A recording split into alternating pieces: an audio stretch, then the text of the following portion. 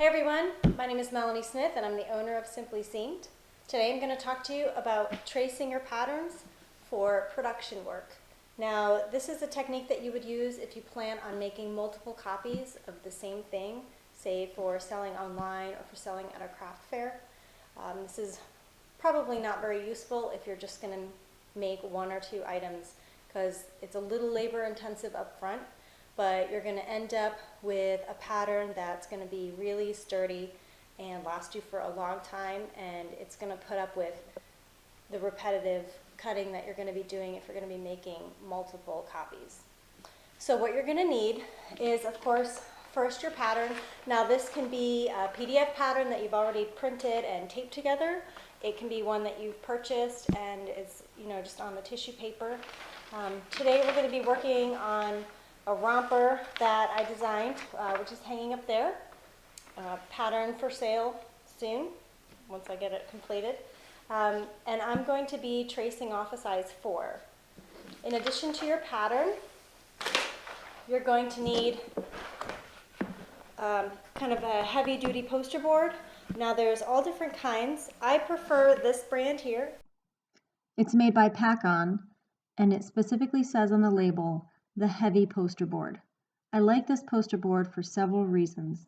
It comes in a lot of different colors, which I'll explain why that's useful in a minute, but it's pretty thick. Now it does take a little more effort to cut through once you've got your pattern traced onto it, but I feel like with repetitive use, even just the regular poster board doesn't really hold up after a while. You start to get a lot of bending at the corners, and the curves start to kind of get a little bit wonky. So I feel that this is a little bit sturdier and it'll last you longer. Like I mentioned before, it comes in a lot of different colors. I have only seen it at Hobby Lobby thus far. Michaels does not carry this heavy brand. But the reason it's good to have several different colors is, let's say you're making multiple sizes of the same pattern.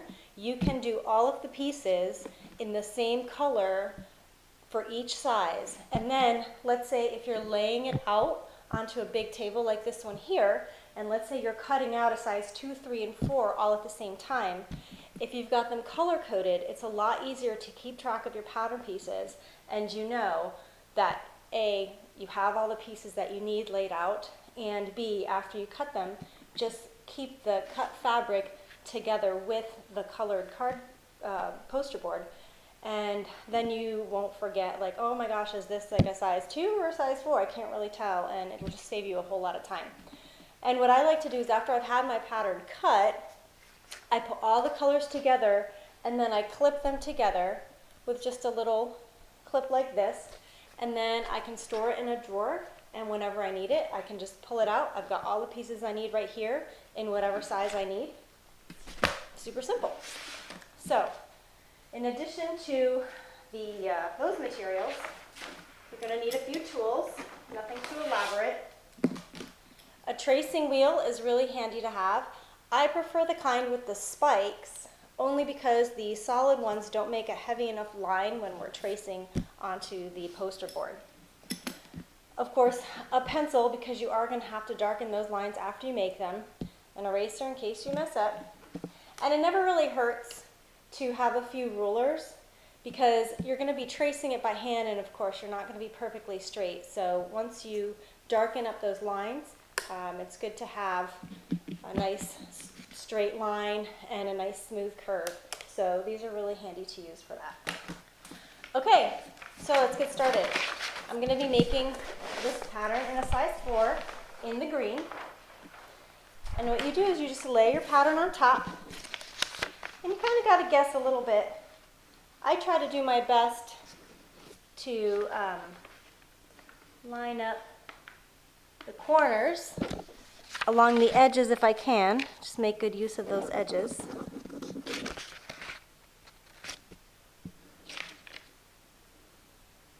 Okay. And then weights, if you have them, are really good for keeping everything down while you're tracing.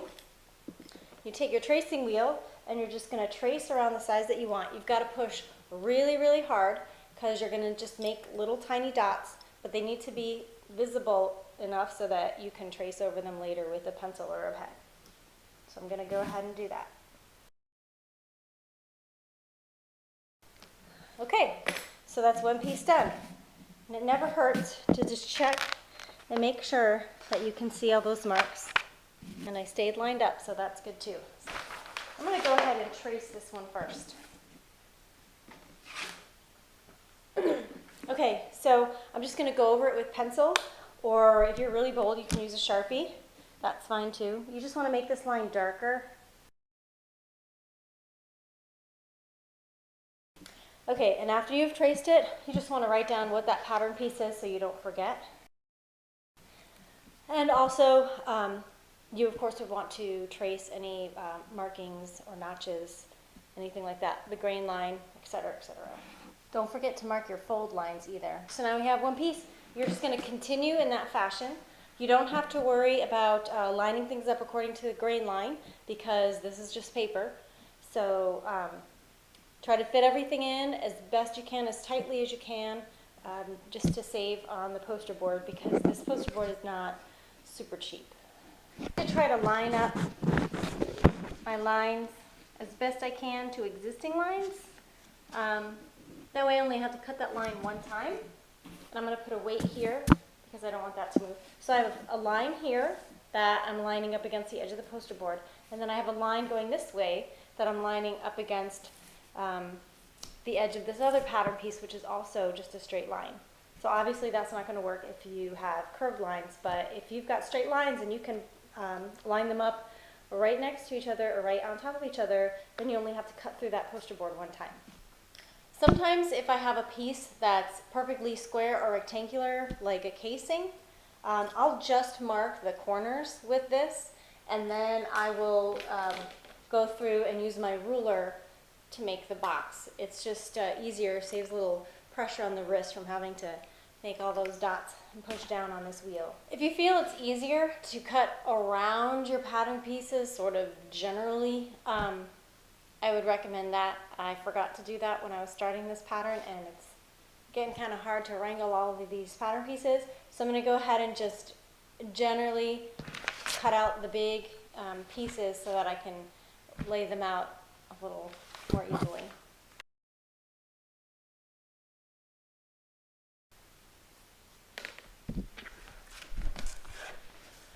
And so there you have it. Once you've got all your pattern pieces traced off, you're ready to cut everything out, lay it onto your fabric, and go to town with your rotary cutter.